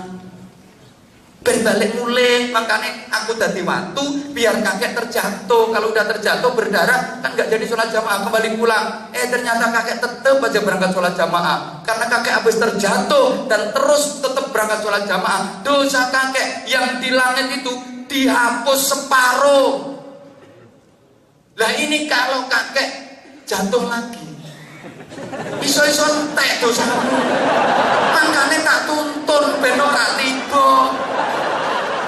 Lek ini sampean tibone lah yo entek dosamu lunas. Makanya ben ora tiba tak tuntun. Setan lek sampai kayak gitu.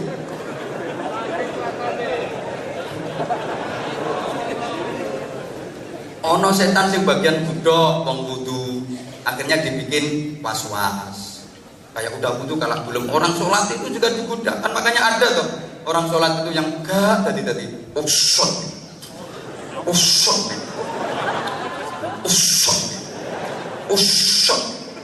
yang lain udah jalan waduh dene usal, usut, bahkan udah takbir aku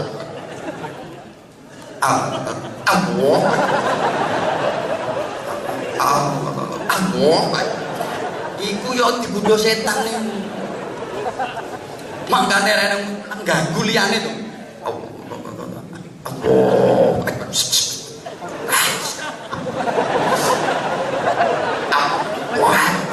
Kan dadi maneh.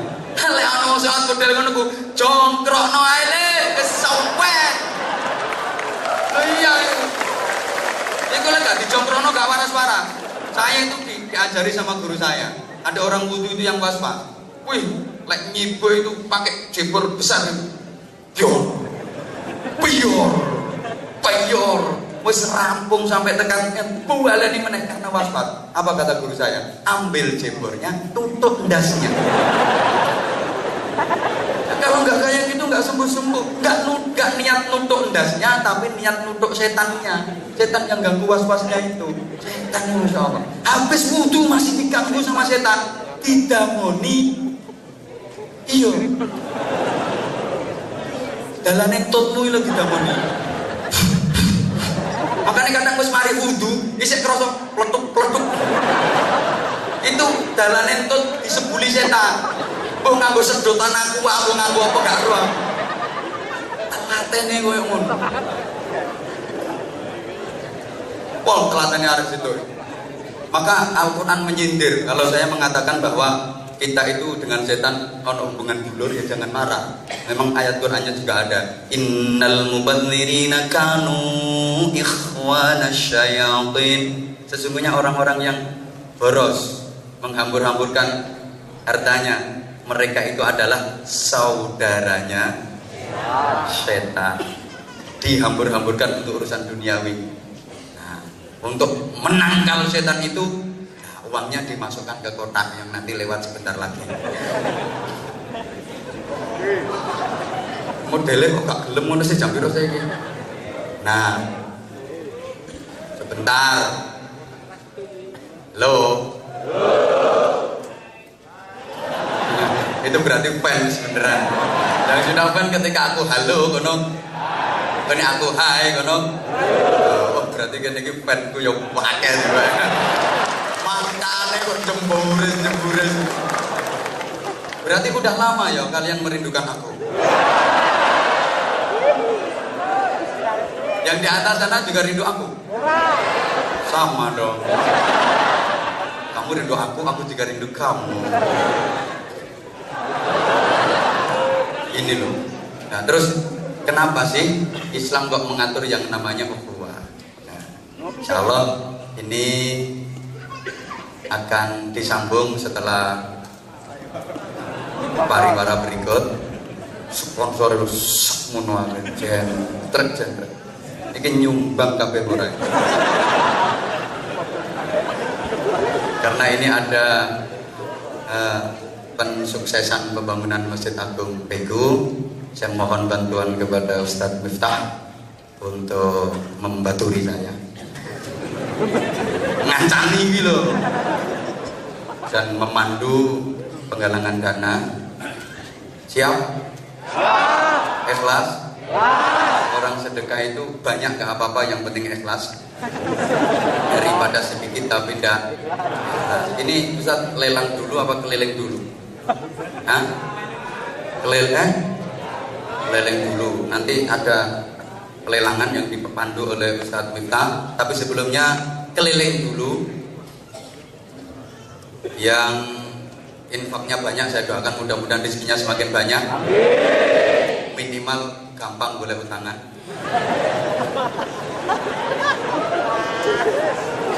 Kak, sholawatan coro Jawa sambil kita sama-sama baca doa bulan Rajab. Ini kan kita sudah memasuki bulan Rajab, bulan yang ke-7 dalam kalender Hijriah.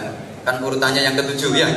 Kalau saya ngaji di Indonesia itu banyak orang Islam yang gak hafal kalender Hijriah. Itu tak kasih rumus. Kita lucu kalau kalender yang Masehi Januari, Februari, Maret sampai Desember kita hafal, tapi yang Muharram, Safar kita malah tidak hafal. Maka untuk memudahkan penghafalan itu tak kasih rumus muso, roro, juju, rosa, rosan, dul. Terus yang beguyu mesti dul gitu. Nah ini rumus ini untuk mudah menghafalkan muso, roro, juju, rosa, dul. Muso, Muharram, Safar. Roro, Rabiul Awal, Rabiul Akhir. Juju, Jumadil Ula, Jumadil Akhirah. Rosya, Rajab, Syaban. Rosya, Ramadan, Syawal. Dul. Nah, Dul Qa'dah, Dul Hijjah. Itu kalau dirangkum muso, roro, juju, rosya. Apalmu dul tok. Berarti Rajab itu kalau diurut menempati urutan bulan yang ke-7, Syaban ke-8, Ramadan ke-9. Urutan. Aja kaya dagelan iki pelawak, ngitung mulane durut tekan dhuwur. Pulau Jawa. Suro, Sapar, Mulut. Mulut iki bocah cangkem. Suro, Sapar, Mulut. Batu mulut Jumadil Awal, Jumadil Akhir, Rejeb. Ruah, Poso, Sawal, Selo besar.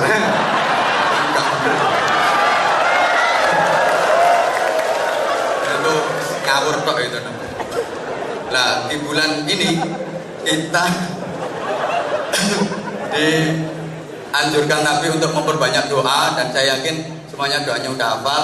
Sambil infaknya nanti keliling. Ini untuk pembangunan masjid. Man bana masjidan badallahu lahu baitan fil jannah. Siapa yang membangun masjid ikut berpartisipasi lillah karena Allah, maka Allah akan membangunkan istana untuknya di surga. Nah istananya berupa apa ya, tergantung seberapa nominalnya. Dan ingat, saya sering sampaikan bahwa surga itu jannatun tajri min tahtihal anhar. Di bawahnya mengalir sungai-sungai yang ladzatal lisyaribin. Ada dari khamr, ada dari susu, ada dari madu, yang luar biasa nikmatnya. Tinggal nyeduk saja. Nek akeh. Nek titik yang dilan tok itu banyak. Dolit dilan. Sing iso nyeduk yo 1 juta. Ya minimal separuh gaji lah. Nah, itu nanti ada bonusnya jaket itu dapat jaket bonus di sini, dan juga dapat gedung di surga, dan juga dapat subhanallah tajri min tahtihal anhar. Wong ibadahku wis gak karo-karuan. Arep jagake apa nek jagake sedekah. Orang itu kalau meninggal itu sambatnya gini. Ditenono iki sok potong namu ngono iku modele.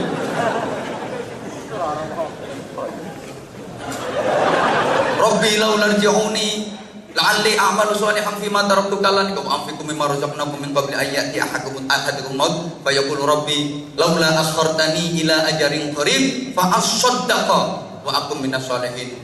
Merintih, ya Allah, tundalah kematianku sebentar saja ya Allah, sebentar saja. Kenapa dia merintih minta ditunda kematiannya?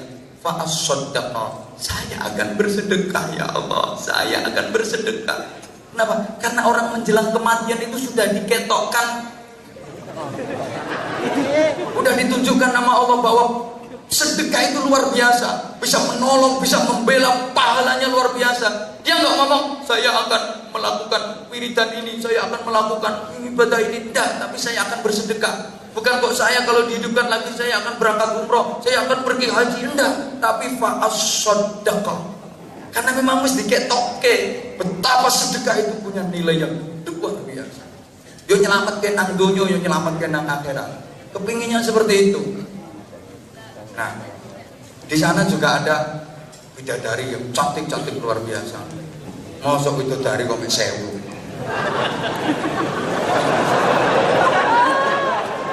Saya aku takon cewek Korea ini piro sing ayu.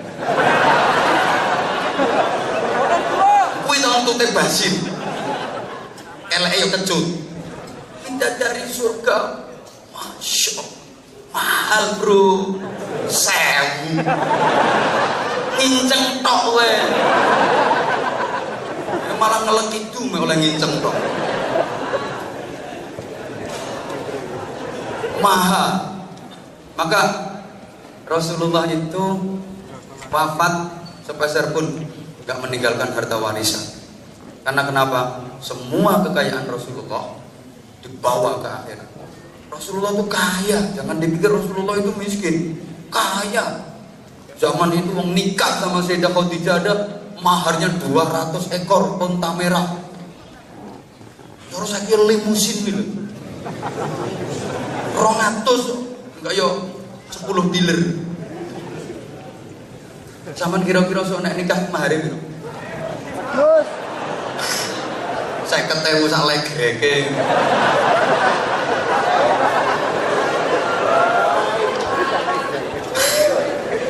Aku biar kayak piro ya.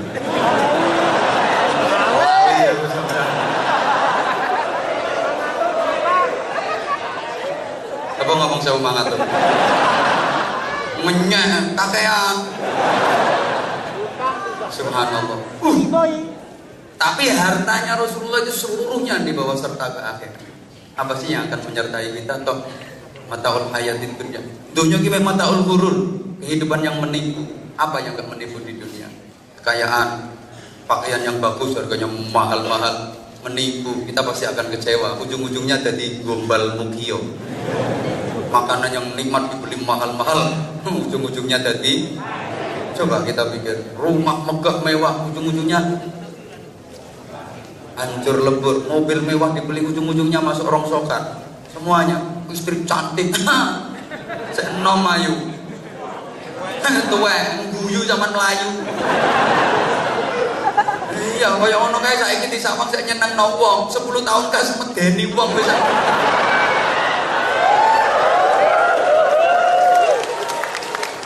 Ora usah tepuk tangan kok potonganmu ya padha.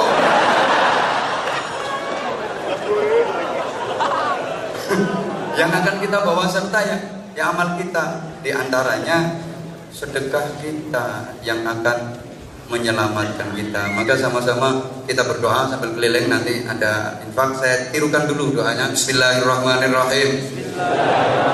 Allahumma barik lana fi rajaba wa sya'bana wa ballighna ramadana bi rahmatika irhamna. Allahumma barik lana fi rajaba wa sya'bana wa ballighna ramadana bi rahmatika irhamna. Allahumma barik lana fi rajaba wa sya'bana wa ballighna ramadana bi rahmatika irhamna. Ini kalau diartikan Allahumma ya Allah barik, berikanlah keberkahan, tambahan kebaikan lana kepada kita semua fi rajaba, di dalam bulan Rajab ini, wa sya'bana, dan di dalam bulan Sya'ban, wa balligh, dan sampaikanlah, wa ballighna, sampaikanlah kami ya Allah Ramadana, sampai ke bulan suci Ramadan. Ini ungkapan doa kita akan kerinduan kita bisa sempurna, kita menjalani bulan Ramadan sampai sempurna. Amin Allahumma. Diawali dengan semangat Rajab, diawali dengan semangat Sya'ban, sambil berinfak. Modelnya kok wabut. Ingat, di dompetmu ada setan. Ketika jodoh sama si ngomong, setannya jawab. Ketika mau nyambut kok terasa berat banget. Kalau kepingin aku datang lagi ke sini, pecahkan rekor yang selama ini udah terjadi. Kalau kemarin misalnya infaknya dapat sekian, kali ini harus lebih banyak dari yang kemarin. Kalau nggak seperti itu mungkin sulit untuk mendatangkan.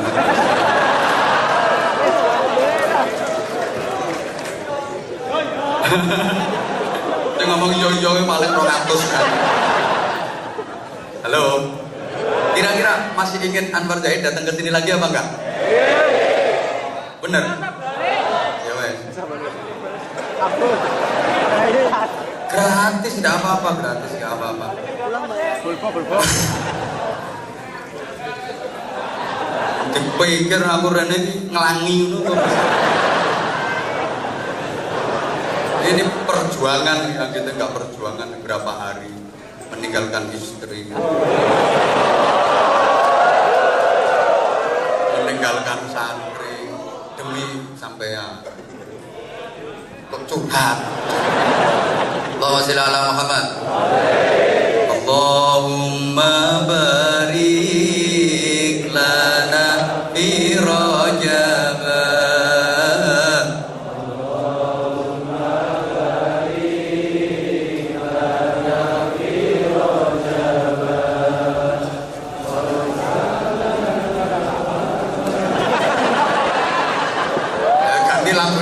Apal ya. Allahumma barik lana fi Rajab wa Sya'bana wa ballighna Ramadana bi rahmatika irhamna wa ballighna rahmatika irhamna. Ono kardus riwa kare nyaut riwi abot men baleni. Ono kardus riwa kardus njaluk diiseni sing iseni akeh ngiseni bakal cepet rugi kok mati. Ya wes sakarepmu awas cepet mati tenan. Sing gak ngiseni ayo cepet baleni ngiseni. Teko kene mati kok didongakno wong sakmene akeh. Sing ngiseni akeh gak ngiseni bakal cepet. Ayo donga. Allahumma barik lana fi Rajab wa Sya'bana. Allahumma barik lana fi Rajab wa Sya'bana wa ballighna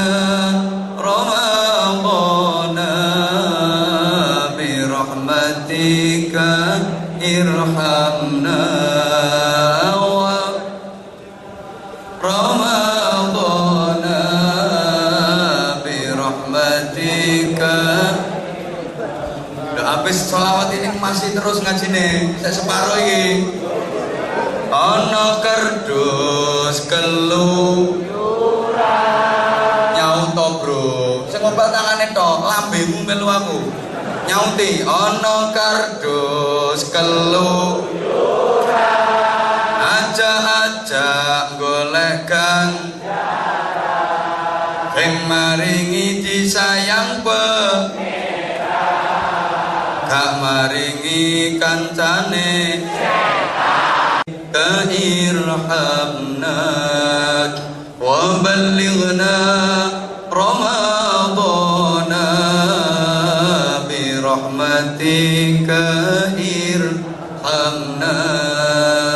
Ono kardus riwa kare nyaut riwi abot men baleni. Ono kardus riwa kardus njaluk diiseni sing ngiseni akeh gak ngiseni bakal cepet mati. Rugi kok mati. Ya wes sakarepmu awas cepet mati tenan. Sing gak ngiseni ayo cepet baleni ngiseni. Teko kene mati kok didongakno wong sakmene akeh. Sing ngiseni akeh gak tak ngiseni bakal cepet. Ayo donga Allahumma barik lana fi Rajab wa Sya'bana. Allahumma barik lana fi Rajab wa Sya'bana wa ballighna Ramadana bi rahmatika irhamna wa Ramadana bi rahmatika. Habis sholawat ini masih terus ngaji nih, saya separuh ini. Ono kardus keluyuran nyauto bro, saya ngombat tangannya toh, lambemu melu aku nyauti. Ono kardus keluyuran aja-aja golek ganjaran sing maringi disayang pengeran, gak maringi kancane